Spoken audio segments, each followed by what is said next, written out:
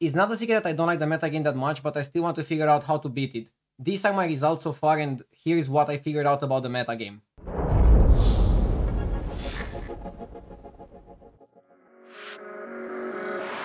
For curves, I play basic curve on most heroes. On heroes like Zarela, Rafam, Maev, I level on 6 gold because it's just efficiently curving out with my hero power. Sometimes on some heroes or some specific lobbies, I double level on 7 gold. I almost never level on 5 gold, so again, mostly basic curve, sometimes double level, sometimes Rafam curve. For discoveries, I think you just discover for tempo. What that means is like you don't want to freeze the discovery unless you're playing a really powerful hero or you have a really powerful board. Sometimes it's worth just waiting for a 5 or a 6 if you have a specific target like Nomi, Mama Bear for 5 drops, or an early Eliza or Gozoa or Atisa if you can get a 6 drop. Again, I recommend just taking it for tempo and discovering a 3 drop, a 4 drop, a 5 drop, depending on when you get the triple. Don't force yourself to wait too much because then you're gonna get weaker and it's usually not worth waiting. What are the powerful strategies, you might wonder? So what worked for me is a lot of menagerie, sometimes beasts, sometimes pirates with Eliza.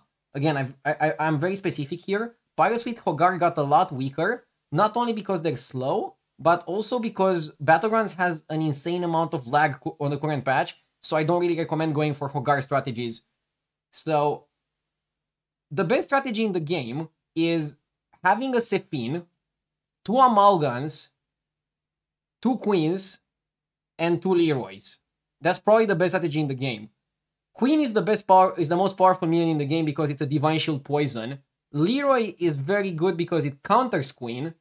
And then the best way to enable the Queen is to have Amalgams, which each count as a different tribe, plus Sephine.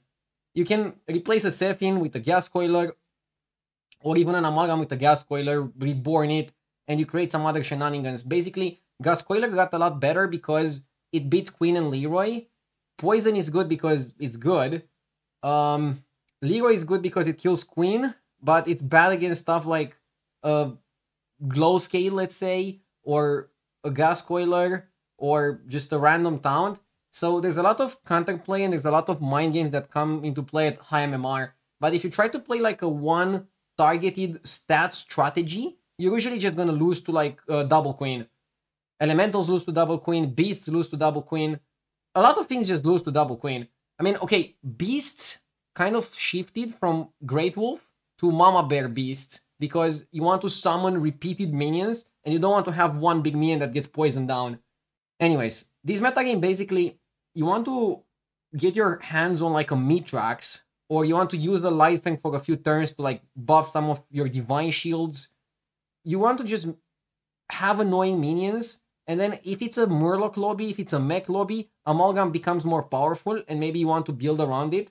Bran becomes more powerful if you have Amalgam. Again, Mitrax is very powerful. If you're strong, you want to level to 5 on like turn 8, so 10 gold.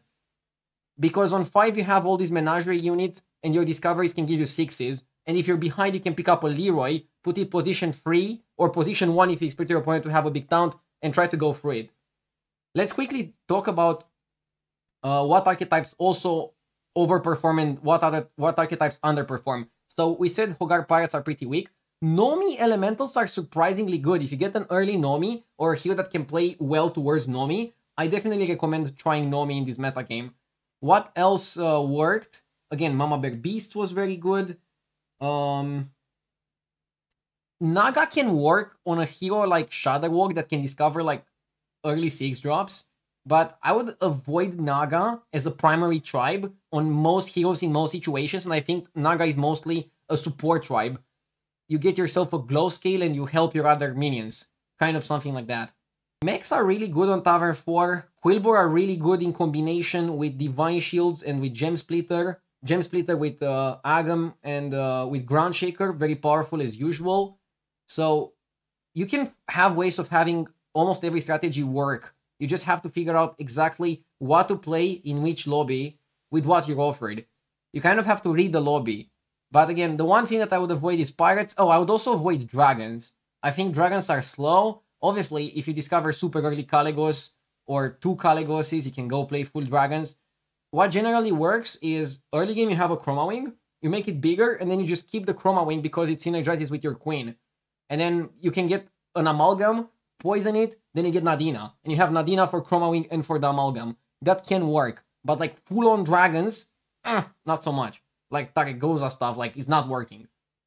So basically, every archetype has a few minions, or some minions, or one minion that is very good on their own, or in very small compositions. And then you want to combine multiples of those, add Leeroys, add Queens to your comp.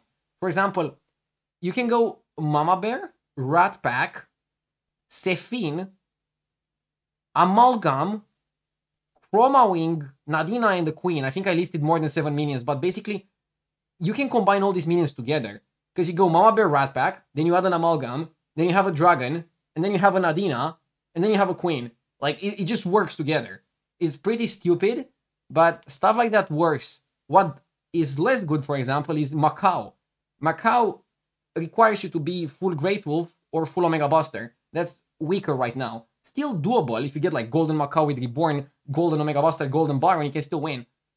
All these strategies can still win, but on average, most lobbies, you want minions that are good on their own, like Mama Bear, Sephine, Chroma Wing, Divine Shields. You know, the hyper carry minions. I can make like another video to like list them. And then you combine them with Leeroys and Queens, and you try to outposition your opponents.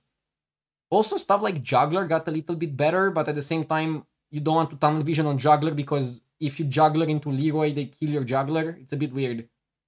Anyways, I'm not the biggest fan of this metagame, and I hope it's gonna change soon, but if it doesn't, here's how to beat it. So yeah, hope you enjoyed the video. If you want to watch me play this metagame, I'm streaming almost every single day on Twitch TV, Rdu Live, and I will also try to like learn more about the metagame and make some more videos in the future. Thank you for watching. If you enjoyed and you want this type of video more often, just leave a like and leave a comment and tell me what else you would want me to talk about and what you liked, didn't like. Give me the raw feedback. Tell me if I suck. See you in the next video. Thank you for watching.